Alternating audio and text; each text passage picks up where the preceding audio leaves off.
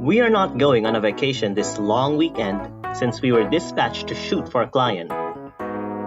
March 28th, Monday, Thursday, official start of the holiday season for Holy Week. Dito kami sa Petron to shoot for a client. Yan, yung iba nagbabakasyon kami, nagtatrabaho. Ay, mainit guys. So yung yung araw, dito tayo.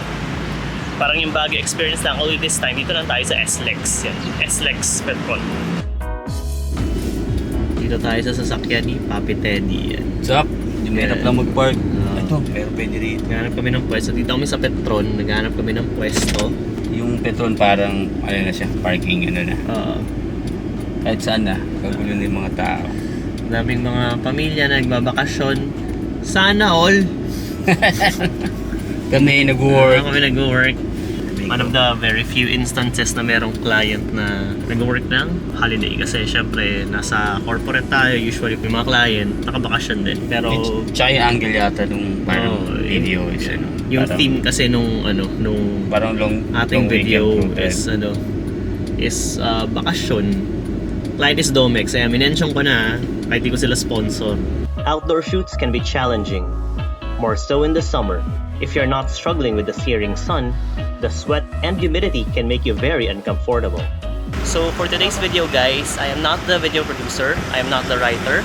Instead, I am the talent. Yes, on-cam talent, you heard that right. So when I was still in ABS-CBN, I used to do this pero kasundot-sundot lang, extra-extra, ganon. Tsaka walang paying client. This time it's different kasi merong paying client. Tsaka syempre, gusto rin nating ma-deliver ng tama kung ano yung hinahanap ng editorial team. So medyo pressure on our part. Pero kakayanin natin yan. It's just luck.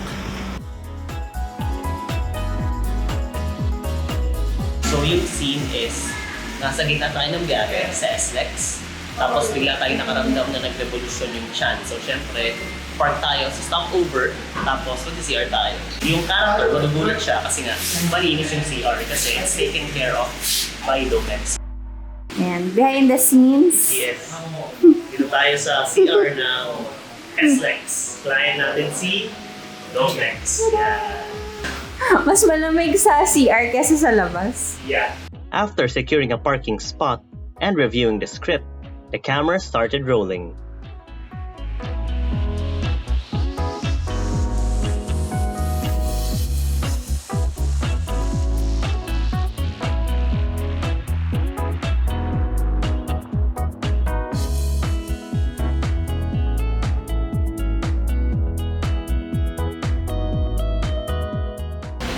Yan po si Monet, ang ating camera operator for the day. First time ko pong pumasok sa men's toilet. Yeah. For memory niya na yan. Thank you, Petron, for this experience. Domex! Ay, Petron and Domex. Yeah. Thank you. So siya yung nag-camera kanina. Yeah, Yan. sana may magamit ka, Joe. Iba-iba yung ISO niyan. Pasensya. Okay lang yan. Bagong career niya yan. Kabahan ano to, na. KPIs ko pong matuto ng mga bagong Ayan. skills. After completing the scenes in Petron, we went to Teddy's house to have lunch and shoot a few more scenes. Dito tayo sa bahay ni Papi Teddy. Owner of the house, say hi. Our host. Hey, what's up? Yan. Gulo, makalat.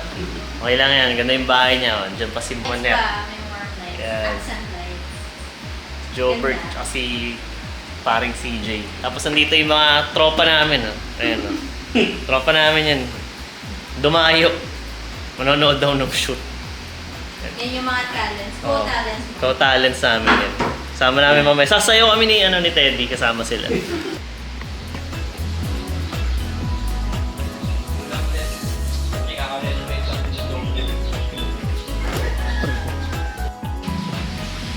Lunchtime. Aming boss. Ganda. Ang ganda. Pag sinisipag ako, meron kaming meron akong pool dyan na Talaga. mula dyan hanggang Inflatable. dun, maba. Alas din tayo ng garahe. Tapos, ang problema kasi, pagtagal, na anong Mga dahon. dahon, tapos dumudumi siya. Mangga pa na. So, mangga, dalawa yan. Dito nga, dilita na dati hanggang doon pa yan. Kapin na chop mo na. Oh, problema kasi pag nag-park ka ng kotse. Ba't kayo may Starbucks, Papi? Wala yan, napulot lang yan. Kala ko ninakaw nyo nung nalasing kayo eh. Yung Pag mga nalasing, no? phones, gano'n. Oo nga, may mga ganun no? Ayan. Sponsor, hindi, joke lang. Hindi namin sponsor yung McDo. Lunch lang. Favorite client. Nagbayad lang kami. Yeah, actually favorite client ko yan. Lagi ba?